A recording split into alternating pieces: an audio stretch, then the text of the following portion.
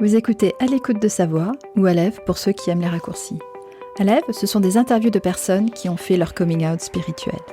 De la star de YouTube à votre voisin de palier plus anonyme, Aleph donne la parole à ces personnes incroyables, de toutes générations, de toutes opinions, qui ont le courage de vivre leur spiritualité au grand jour. C'est tellement enrichissant de les écouter et leur partage inspirant va vous montrer qu'il est possible de sortir de son placard spirituel et de vivre plus heureux encore. Pour moi, la spiritualité, c'est quelque chose de très intime, propre à soi. C'est être capable de se placer dans le présent, d'être à l'écoute de soi en fait, d'avoir une conscience permanente de soi et de l'environnement qui nous entoure. Je suis Christine de Joigny et je découvre chaque jour un peu plus ma spiritualité. Peut-être vous êtes comme moi et vous cherchez des réponses. Ça tombe bien, aujourd'hui j'ai rendez-vous avec Nadège Bihori. Nadège, pour moi, c'est une voix à laquelle je suis sensible. Je la trouve claire et fraîche comme une eau de montagne, douce comme un oreiller de plume. Sa voix résonne avec mon âme. Quand elle parle, je pourrais l'écouter pendant des heures. Tant mieux, parce que ce qu'elle a à nous dire est intéressant. Nadège est naturopathe, formatrice, infopreneur, mais surtout elle chante. Elle travaille avec des pharmaciens et des conseillers en magasin pour les former sur les compléments alimentaires naturels. Et elle chante aussi. Elle est spécialiste dans le papillomavirus ou le HPV. Son programme phare que l'on trouve en ligne accompagne des femmes et des hommes atteints de cette infection sexuellement transmissible, parfois très gênante et surtout stressante, pour laquelle il n'y a pas de traitement en médecine classique. Elle travaille aussi en milieu hospitalier et donne des cours de chant aux patients. Donc elle chante. Elle partage ses connaissances en santé naturelle sur sa chaîne YouTube qui compte plus de 17 000 abonnés au moment où je rédige ce texte. Ah, et est-ce que je vous ai dit qu'elle chantait aussi ? Vous pourrez écouter Nadège la chanteuse sur son autre chaîne YouTube. Elle nous parle de business authentique, de Jésus et de Clint Eastwood. Voici son histoire. Bonjour Nadège. Bonjour Christine. Pour ceux qui ne te connaissent pas encore, qui es-tu ? Alors donc je m'appelle évidemment Nadège, je suis une femme. C'est une super question en fait, qui es-tu ? Parce que pendant longtemps j'ai cherché à savoir qui j'étais, tout en étant persuadée qu'il y avait quelque chose à trouver à l'intérieur de moi, quelqu'un que je ne connaissais pas. Et au final je me suis rendu compte que il fallait toute une vie pour se connaître. Et au final j'ai envie de dire plutôt quelle partie de moi j'accepte en fait. Donc je trouve qu'en disant qui es-tu, c'est est-ce que je m'accepte dans ma totalité, qui j'incarne, qui j'exprime. Et puis surtout, ce que j'essaye d'être, c'est de lier le faire au service de qui j'ai envie d'être. Je ne sais pas si c'est super clair, mais... Et le faire, justement, quand tu parles du faire, tu penses à quoi ? Alors, pour moi, faire qui est au service de l'être, c'est pas forcément chercher à, comme je disais, à être un être à l'intérieur, quelqu'un qu'on connaîtrait pas, qu'on va chercher à l'intérieur de soi qui on est, mais plutôt qui on a envie d'exprimer. Et à partir du moment où je m'exprime, je deviens. Donc pour moi, je fais aussi, tout ce que je fais va servir à m'exprimer. Qu'est-ce que peu de personnes savent sur toi ? Alors que sous mes airs de personne très calme, je suis quand même une personne assez anxieuse finalement. Quelle est ta première pensée au réveil ? Alors chouette, c'est une nouvelle journée qui démarre et c'est une page toute blanche. Qu'est-ce que je vais en faire aujourd'hui ? Génial. Là, on va rentrer dans le vif du sujet sur la spiritualité. Et toute première question à ce sujet, c'est qu'est-ce que la spiritualité pour toi ? Alors justement, pour moi, la spiritualité, c'est quelque chose de très intime, propre à soi. C'est être capable de se placer dans le présent, d'être à l'écoute de soi en fait, d'avoir une conscience permanente de soi et de l'environnement qui nous entoure. C'est un petit peu la connexion entre le haut et le bas pour moi. Et puis nous, on se retrouve au milieu et on reçoit des informations et on est sans cesse connecté à soi. Et cette spiritualité, elle a quelle place dans ta vie ? Pour moi, ne pas être connecté à soi, c'est vraiment, ce serait très triste en fait. Donc, du coup, elle a une place prépondérante dans ma vie, autant que l'amour, autant que manger, que boire, que d'apprendre des choses, que voilà, c'est un besoin vital de l'être humain. Et alors justement, ce besoin vital, comment tu le vis au quotidien ?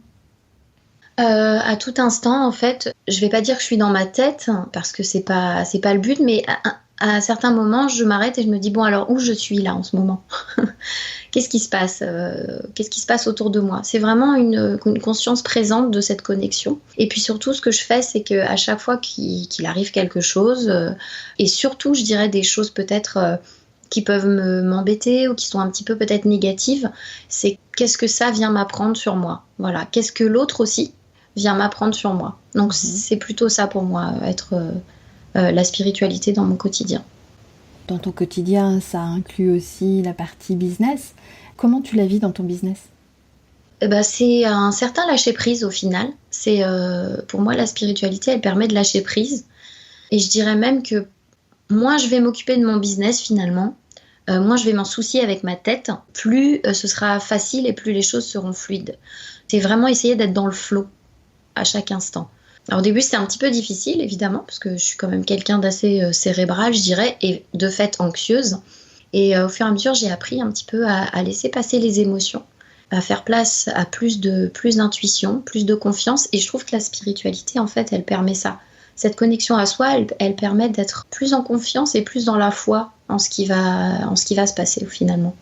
Concrètement, est-ce que tu as des gestes, tu as des choses que tu te dis par rapport à ça? Alors avant, j'avais pas mal de rituels. Je te cache pas que je faisais des routines. Pendant presque 2 ans et demi, j'ai fait une routine matinale, une routine le soir, juste avant d'aller se coucher. Et puis maintenant, depuis quelques mois, en fait, j'apprends plus vraiment, vraiment à accepter tout ce qui se passe, à accepter qui je suis aussi, vraiment dans toutes les parties de moi. Et finalement, je trouve que je suis encore plus dans le flow qu'avant. Et par rapport au business, en fait, dès que je me mets à me concentrer sur quelque chose qui me plaît, qui m'apporte beaucoup d'attention, je reste focus. Du coup, ce que j'aurais mis en place à côté, ça va se faire tout seul finalement. Tous mes process, par exemple, de vente, parce que je travaille beaucoup sur Internet, mes programmes en ligne et toutes ces choses-là, finalement, quand je m'en occupe pas, ça se fait tout seul en fait. Parce que moi, à côté, je serais dans une énergie autre, une vibration un petit peu plus... je dirais, qui me porte plus. Et finalement, c'est tout ce qui va rayonner autour de ça qui va faire qu'à côté, les choses vont se mettre en place de manière fluide. Tu disais que avant, tu étais encore plus dans le mental, dans le côté... Alors, mental, c'est mes mots à moi, mais dans le côté cérébral, etc. Comment ça s'est passé, cette transition vers un peu moins de mental? Tu sais, moi j'appelle ça, en fait, faire son coming out, c'est assurer justement cette partie de nous qui est plus spirituelle. Mais toi, comment ça s'est déroulé concrètement? Alors, je te dirais que ça a été plutôt progressif. C'est pas venu du jour au lendemain, il n'y a pas eu d'éveil ou de choses comme ça. Je parlais d'acceptation de soi précédemment. C'est petit à petit, chaque jour, accepter vraiment tout ce qui se passe. Donc ça ne veut pas dire être dans j'ai un litige avec quelqu'un et je laisse passer la chose. C'est simplement dire ok, là il y a quelque chose qui m'est renvoyé. C'est aussi accepter cette partie-là de moi. Accepter aussi de ressentir des choses que les autres ne ressentent pas. Peut-être par exemple dans mes consultations, pour être plus concrète, dans mes consultations de naturopathie, moi j'aime beaucoup travailler avec le tarot de Marseille et c'est vrai qu'à un moment donné je n'osais pas forcément le sortir et puis petit à petit c'est venu en fait en me disant progressivement tiens finalement voilà j'ai mon jeu à côté de moi. Dans les cours de chant aussi que je peux donner, dans les stages de chant, se libérer des tensions par le chant, je peux être amenée aussi à faire tirer des cartes avec le tarot de Marseille, chose que je faisais pas forcément avant. Il y a eu ça principalement, donc ça vient petit à petit. Puis maintenant, quand j'ai des infos, je les donne. Voilà, si la personne vient me voir en consultation, j'ai une information qui vient, qui correspond pas forcément à la santé, mais si je vois que la personne est coincée dans quelque chose et si j'ai une information, je lui dis. Ok, super. Et donc ce côté, je reçois des informations, je m'autorise à utiliser des outils que je n'utilisais pas avant, mais est-ce que déjà ton entourage est au courant? Et si oui, comment c'est vécu par ton entourage? Et par entourage, tu sais, alors c'est la famille, c'est les amis proches, enfin des personnes qui te côtoient quasiment au quotidien ou depuis très longtemps. Ça se passe plutôt bien en tout cas, hein. En ce qui concerne les amis, mon compagnon évidemment, même ma fille qui a 3 ans et demi, elle me voit tout le temps avec mes cartes, donc ça c'est assez, je dirais ça fait partie de moi, donc c'est totalement accepté. Là où c'est toujours plus compliqué, c'est plutôt les parents qui nous ont toujours connus enfants, qui ont cette image de nous enfants. Là c'est peut-être effectivement un peu plus difficile, donc C'est pas quelque chose dont on parle en fait, on se voit pas très souvent d'ailleurs, remarque, parce qu'on habite loin, mais quand on se voit, c'est pas forcément de ça dont on va parler. D'accord. Donc finalement, c'est pas caché, mais c'est pas non plus, il n'y a pas d'occasion qui se présente pour en discuter. Quelles sont les peurs que tu as su dépasser justement quand tu as commencé à apprivoiser ce côté plus spirituel? Évidemment, le jugement des autres par rapport à ça. Au début, j'avais très peur quand je sortais mes cartes. Je les sortais pas avec tout le monde. Et puis après, en fait, non. Après, c'est venu tout seul. En fait, plus j'ai intégré cette partie de là en moi, plus effectivement en face, j'avais aussi des super retours en fait finalement. Ah, mais il faut tirer les cartes aussi. Ah bah oui, en fait, je fais ça pendant les consultations. Il y a un autre truc dont j'ai pas parlé aussi au niveau de la spiritualité, c'est que j'ai fait une formation avec un guérisseur, un monsieur qui est guérisseur depuis 43 ans, Ouais. et qui travaille beaucoup avec l'accueil du verbe. Donc il part du principe que c'est Dieu, l'univers ou la source qui passe à travers lui pour parler. Et finalement, on a tous cette connexion-là. Donc c'est cette capacité en fait à faire passer le verbe à travers nous. Et ça aussi, ça a été quelque chose de très fort parce que pendant longtemps, j'ai cherché cette connexion. Et il a fallu que je pousse la porte chez ce monsieur, en fait, pendant 3 ans, pour accepter d'entendre déjà des choses et cette connexion. Et ça, je le pratique de temps en temps, mais c'est pas forcément encore quelque chose que je fais assez régulièrement. Ça veut dire que est-ce qu'on peut dire que c'est encore quelque chose que tu ne t'autorises pas encore? Pas complètement, effectivement. Ou alors je vais me l'autoriser, mais quand j'y suis obligée, on va dire, ou quand je m'y oblige dans des cas, quand il y a des choses graves en fait. C'est comme si je m'autorisais uniquement, voilà, quand il y a quelqu'un à l'hôpital à soulager, ou voilà, un membre de ma famille, des choses comme ça. D'accord. Alors tout à l'heure, on parlait des peurs que tu as su dépasser, tu parlais de la peur du jugement des autres. Quelles sont les peurs qui te bloquent encore un peu? Je dirais qu'effectivement, c'est ça, ce que je disais encore, c'est ce que je disais précédemment par rapport au fait de pas encore se connecter suffisamment à la réception d'informations, d'accepter de les entendre et de les recevoir. Et souvent, on se bloque soi-même, en fait, finalement. C'est pas tant les autres, hein. C'est moi avec moi. Hein. Et quelle est la peur qui est, selon toi, qui est sous-jacente? Alors, je pense que c'est un manque de la peur de ne pas donner les bonnes informations. D'accord. Je dirais, nous les thérapeutes, on veut vraiment être bienveillants et je pense qu'il y a un souci de bien faire qui est très présent et je pense que c'est ce souci de bien faire qui a dépassé finalement. Quels sont les conseils que tu aurais aimé recevoir? Tu sais, souvent je parle de pousser la porte de son propre placard, donc toi c'est un coming out fracassant, on revendique au monde entier que l'on croit à quelque chose de différent, ou bien c'est quelque chose de beaucoup plus silencieux, de beaucoup plus discret, et toi quels sont les conseils que tu aurais aimé entendre? Alors moi déjà j'aurais bien aimé entendre, en fait ne t'inquiète pas, tu ne te trompes pas, c'est bien ça que tu entends, tu es bien au bon endroit. Tu es sur le bon chemin, donc fais-toi confiance. Tu peux t'écouter, c'est juste ce que tu fais et ce que tu entends. Ouais, c'est juste. Et si tu devais renoncer, tout simplement, purement et simplement, à ta spiritualité, comment serait ta vie? On serait des robots, je crois. Enfin, je serais un robot. Je vais parler pour moi. La spiritualité pour Je toi. serais un robot, ça n'aurait aucun sens pour moi. Ma vie n'aurait pas de sens finalement. Okay. Tu sais, je parle beaucoup de santé et j'ai un principe qui s'appelle les 4 piliers de la santé. C'est quoi? C'est le sommeil, l'alimentation, l'activité physique. Et il y a un paramètre qui s'appelle la sérénité mentale. Ouais. Qui est de loin, je pense, quelque chose de... C'est pas forcément le plus simple à trouver, mais pour moi, il est indissociable d'une connexion à soi. Et la connexion à soi, pour moi, on la retrouve effectivement dans cette spiritualité. Donc pour moi, s'il n'y avait pas la spiritualité, il n'y aurait pas la santé non plus. Super. Alors tout ça vient peut-être de ton enfance. Je dis peut-être. Hein. Est-ce que justement, on va voir avec les livres que tu as lus quand tu étais une enfant et dont tu te souviens encore? Alors écoute, il y en a un. Alors j'en suis souvenue de 2 quand j'étais vraiment toute petite. Les tout premiers livres que j'ai lus, il y en a un, c'était Raymond le chat, et l'autre, c'était Adèle et l'ordinateur. Ouais. Je sais pas si ça parlait spiritualité, mais en tout cas, il y avait quelque chose de... Il y avait une notion de fantastique, de extraordinaire et de hors norme dans le réel. D'accord. Est-ce que quelque part ça parlait pas déjà de spiritualité? Ouais. Je trouve qu'elle est trop éloignée de nous dans les sociétés modernes. On la met à côté de nous, à l'extérieur, alors qu'en fait, elle fait partie intégrante de notre vie. Je ne peux être que d'accord avec ce que tu viens de dire, évidemment.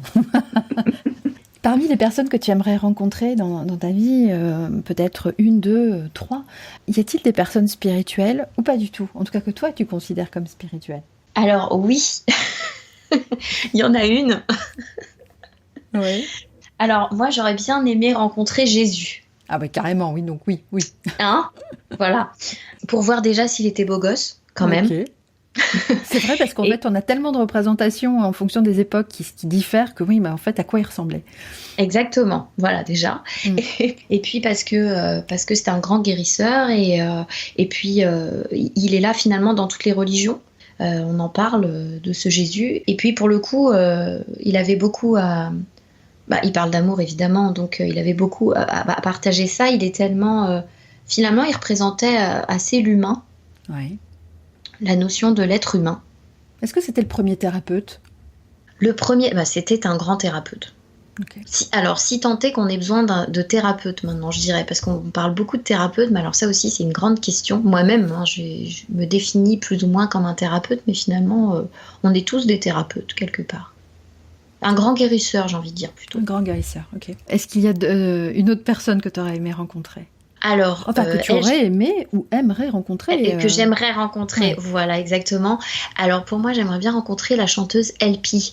Je sais pas si tu vois qui c'est. Non, alors qui est LP? LP, son vrai nom c'est Laura Pergolati, quelque chose comme ça, un nom à l'italienne, Laura. Et c'est une chanteuse absolument incroyable. Elle est extraordinaire, avec une voix extraordinaire. Et pour le coup, on parlait de guérison. Alors elle, clairement, c'est un guérisseur, vraiment. Bon, déjà, je considère que tous les artistes en soi sont des guérisseurs. Quand tu écoutes sa voix, la puissance de sa voix, tu sens qu'il y a quelque chose de très profond derrière, presque chamanique. C'est une star internationale maintenant. Elle écume toutes les grandes scènes mondiales. Mais il y a un truc dans sa voix incroyable. Elle, j'aurais vraiment aimé la rencontrer. Au-delà de sa voix, c'est une personnalité spirituelle pour le coup. Très, très, je pense, très connectée et très intéressante. Bah écoute, super. Ça m'a donné envie d'aller voir tout de suite qui c'est. Et voilà. Est-ce qu'il y a une troisième personne? Clint Eastwood. Oui. Et Clint Eastwood, pour quelle raison? Je pense pour son côté, pareil, il a une appréhension de la réalité qui est assez chouette, avec un côté visionnaire. Et puis voilà, quoi, c'est un personnage, Clint Eastwood. Donc, aller creuser un peu plus... comment il pense, en fait. Voilà, ça aurait été intéressant. Ouais. Comment il pense, le côté visionnaire. Ouais, exactement. Peut-être aussi un peu connecté. Si tu avais le pouvoir d'offrir 3 dons à un enfant qui vient juste de naître, lesquels tu lui donnerais? Clairement, la connexion avec le haut et le bas, hein, l'intuition. Ouais. Alors, je sais que quelque part, finalement, on est connecté en permanence, sauf qu'on a des réseaux parasites qui nous empêchent ça. Donc au-delà du don, je dirais simplement la capacité de justement de ne pas faire passer ces réseaux parasites là qui nous empêchent de voir cette connexion qui est bien présente. La foi en toutes circonstances. Mm-hmm. Et un troisième, alors ça c'est marrant, ça m'est venu comme ça, mais finalement parce qu'on parle quand même business, donc je dirais le sens des affaires. Ah, le sens des affaires. Ouais. Et c'est quoi le sens des affaires? Je sais pas comment dire, mais y a une petite phrase que j'aime bien qui dit la chance, c'est la préparation qui rencontre l'opportunité. Oui. Et du coup, un petit truc comme ça, c'est être capable de rebondir finalement dans les affaires, dans les business. C'est un peu le côté faire du business un peu authentique, tu vois. Mm-hmm. Être préparé en tout cas. Ouais, en tout cas, voilà, être préparé, mais en même temps, de mettre vraiment le côté intuitif au service de ses affaires, en fait. Okay. Affaires financières, affaires professionnelles, tout ce qui est lié à la vie, au travail. Ok. Du coup, est-ce que tu as une devise, tu sais, une petite phrase comme ça, fétiche ou clé? Et si oui, est-ce que tu veux bien la partager avec nous? Oui, alors elle est très simple, tout est possible. Ah bah effectivement, parce que c'est efficace. Non mais voilà, clairement, parce qu'avec le guérisseur avec qui j'ai travaillé là pendant 3 ans, j'ai tellement vu interagir dans des trucs incroyables, faire des guérisons, mais juste extraordinaires finalement. Enfin, extraordinaires pour nous, mais finalement, quand tu y penses et quand tu connais un peu, quand tu étudies un peu la physique quantique, tu te dis bah oui, non, quelque part finalement c'est normal. Que vraiment tout est possible. Les rebondissements, même dans les affaires, les choses qu'on n'imagine pas, il se passe toujours des trucs incroyables. Donc tout est possible pour moi. Tout est possible. Quel est le métier que tu rêvais de faire quand tu étais enfant? Alors écoute, je rêvais d'être médecin et chanteuse. Eh, ben dis donc. Bon, ça, tout est coché, là. Alors je ne suis pas médecin, hein. Oui, mais... Je ne suis pas médecin, mais oui, en tout cas, faire un travail avec la santé, ouais. Ah, et super. puis chanter, ouais. Qu'est-ce que tu emporterais sur une île déserte? Mon mec. Il n'est pas à côté de toi, il n'est pas en train de te menacer de quoi que ce soit. Non, non. D'accord, ok. Donc, j'ai réfléchi, je me dis qu'est-ce que j'aime. Bah non, bah voilà, lui. Quelle est la rencontre qui t'a marqué? Alors il y en a eu plusieurs, hein, c'est vrai. Là, si je devais repenser à une, sur une après-midi, j'ai rencontré dans un contexte tout à fait hors, enfin intime finalement, la chanteuse Yael Naïm. Oui. J'ai passé toute une après-midi avec elle. Non, une après-midi, c'est chez une amie en fait qui organisait une après-midi entre copines où il y avait des massages et puis moi je venais pour faire des tirages de tarot. Ouais. Et puis elle était là. On a passé une après-midi ensemble et c'était une super rencontre. C'est une vraie belle personne, une vraie artiste et c'était chouette. Il y avait eu un petit côté magique en fait dans cet après-midi. Plein d'échanges. Je suis repartie avec son numéro de téléphone même. Non mais voilà, tout ça pour dire voilà, que c'était voilà, de la rencontrer, de voir ouais, une belle rencontre. Voilà, il y avait un côté vraiment authentique et elle est aussi authentique sur scène que finalement dans sa vie. Alors tu parlais de téléphone, que tu es repartie avec le numéro de téléphone de Yael Naïm. Quelle est l'appli qui est indispensable pour toi dans ton téléphone? Alors écoute, l'appli indispensable, j'ai un money manager. C'est un petit cochon. Ouais. Et en fait, dans lequel je note toutes mes dépenses. Tu sais, c'est le truc revenus, dépenses, c'est basique, hein. Ouais. Mais c'est tellement important pour moi. Avant, je faisais pas tout ça, l'histoire de mes comptes bancaires, gérer les comptes et tout ça. Et finalement, c'est des applis que j'ai sur mon téléphone. Et je trouve ça hyper important parce que pour moi, l'argent est une énergie très importante, encore trop taboue. Ouais. Pour le coup, c'est une énergie qui, à mon sens, est liée beaucoup à la communication. On ne gagne pas de l'argent pour moi, on crée de l'argent. D'ailleurs, c'est beaucoup plus positif et ça met moins la pression. Et tout ce qui est autour de l'argent, je trouve que c'est une notion importante qu'on n'apprend pas assez, même aux enfants à l'école. L'éducation financière, pour moi, du 21e siècle, est extrêmement importante et devrait être au programme scolaire. Voilà, donc j'ai cette petite appli. Est-ce que tu dirais que c'est une énergie, donc tu disais que tu étais une énergie, est-ce que tu lui confères un peu de spiritualité, beaucoup de spiritualité, pas du tout de spiritualité? Oh, je vais te dire entre les deux. Enfin, il y a de la spiritualité, puis il y a le côté aussi pratique, voilà. Et comme je disais tout à l'heure, si je devais le relier au business, c'est vrai que quand je ne me préoccupe pas et que je ne suis pas dans la peur du manque d'argent, les choses viennent beaucoup plus facilement que si je m'inquiète et que je regarde le résultat de mes commandes en ligne, comment je vais payer mes factures. Et au fur et à mesure, j'ai appris comment créer de l'argent, se défaire aussi de ce lien qui nous emprisonne avec l'argent. Juste se dire finalement, c'est un moyen, c'est pas un but en soi. C'est important, mais c'est un moyen, plus qu'un but. Et quelle est ta série télévision préférée? Alors, je n'ai pas de télé depuis plus de 10 ans.